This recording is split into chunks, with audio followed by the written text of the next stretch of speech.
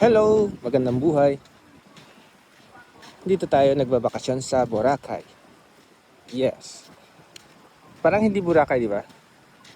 Pero yes, nandito po tayo sa Boracay. Nandito po tayo sa the other side, no? Sa kabilang side. So, napansin ko lang, hindi rin, ang daming lumot, oh. Saka, ito, maraming basura. Ito po ang realidad, no? Ito po yung isa sa pinakamagandang beach sa buong Pilipinas. Pero nakikita nyo, tourist spot. Yung mga tao pupunta ng napakalayo-layo, 24 hours na biyahe.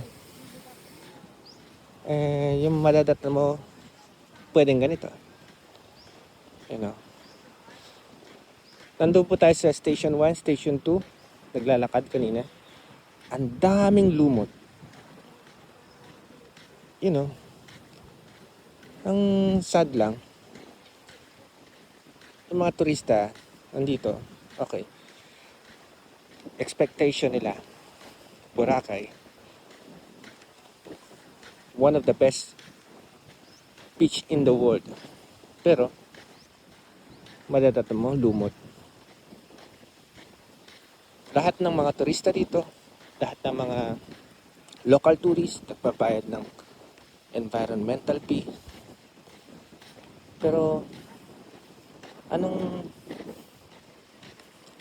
for what ang environmental fee? Para saan pa kaya? Bakit hindi sila gumawa ng paraan para matanggal ang lumot, matanggal ang dumi kagaya nito, oh. Wala naman naglilinis. Oh, ito, mga sira-sirang bangka, nandito lang. Alam niyo yun, nung isang araw, may na kausap kaming tricycle driver. So, namamasada siya.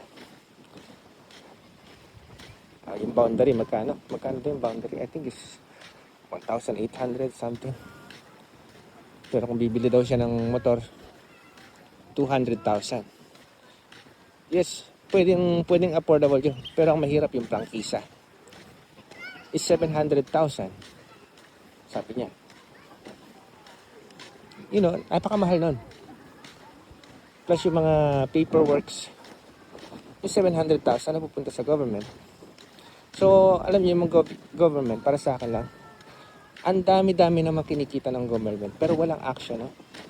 Gusto lang business. Gusto lang yung kabit. Pero yung action na panatilihing malinis ang ating karagatan.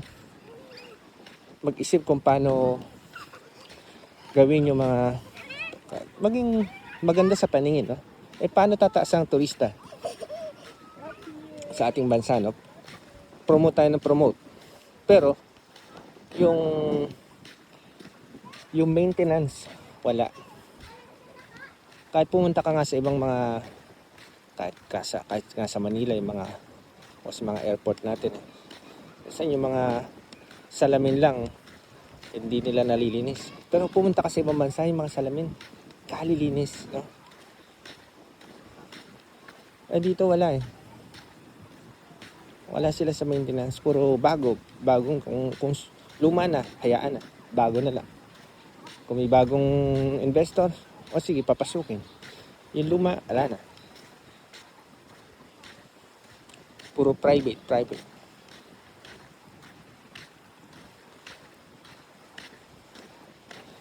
Yun lang, nakakalungkot lang isipin na para sa akin, tulad ng lumot, pwede naman siyang gawing kapakin-pakinabang, ano? O kagaya nito, pwede siyang gawing fertilizer.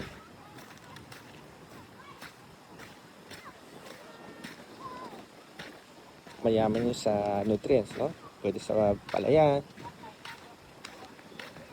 Pwede rin kainin ng tao, no? Gawing supplement.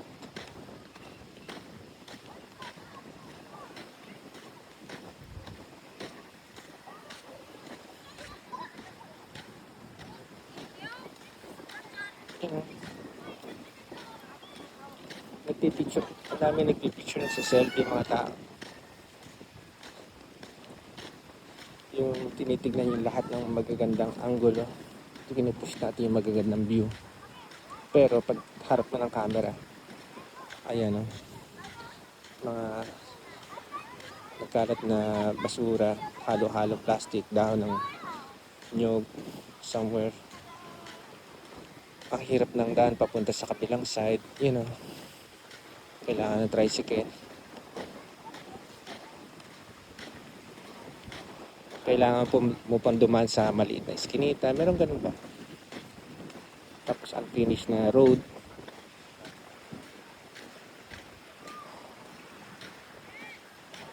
Kahit sabihin mong paunlad ng Pilipinas, parang hindi eh. Ang hirap, parang ang hirap. Yung mga nagtatrabaho dito, mostly, ang dami, walang bayad. Dahil OJT. 3 months.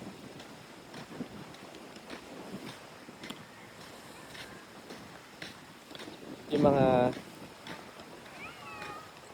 nagtatrabaho sa ibang bansa, OJT, linggo lang. May bayad pa. Pero dito, ikaw pa yung magbabayad. Ikaw pa yung... Ay, nako. Ewan ko nila. Kahit ganun. Tapos, ang papagawa sa'yo, maglilinis ng banyo. Lilinis ng... Alam ko yan, ako kasi waiter ako eh. Pero hindi ko dinahan tong HRM, ano to. Chef din ako, anyway.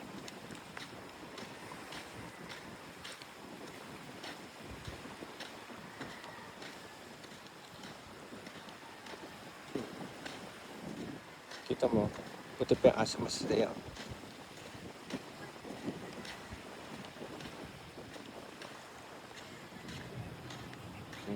Lifeguard. Empty. Mga barko. Halo-halo na yung pangisda. Parang hindi Boracay, di ba? Kita mo yung nadaanan natin, layo na. May magagandang... Dito, sa side na to, wala dito.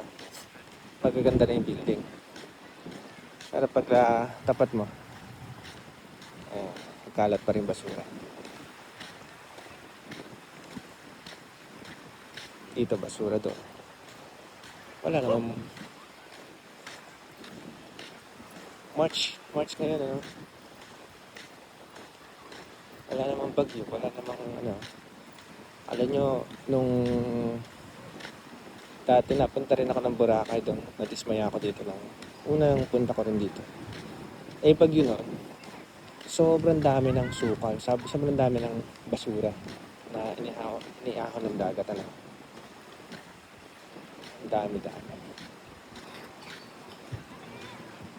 Ito, wala namang bagyo, pero nagkalat pa rin yung plastic. Kahit maliliit na plastic yan, kita pa rin sa mata ng tao. Ano?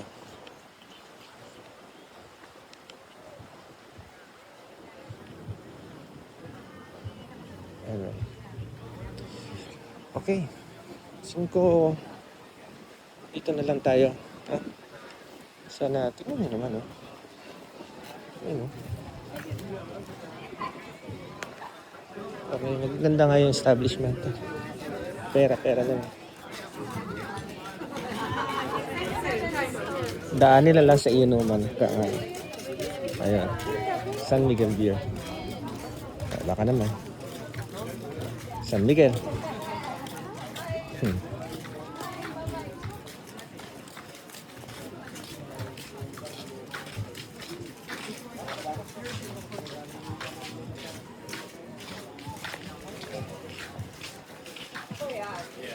Okay, mga kapatid, mga viewers, ginigilo kong viewers,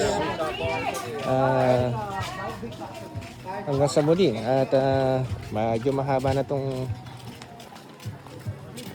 aking video, no? Yeah. Okay, see you later.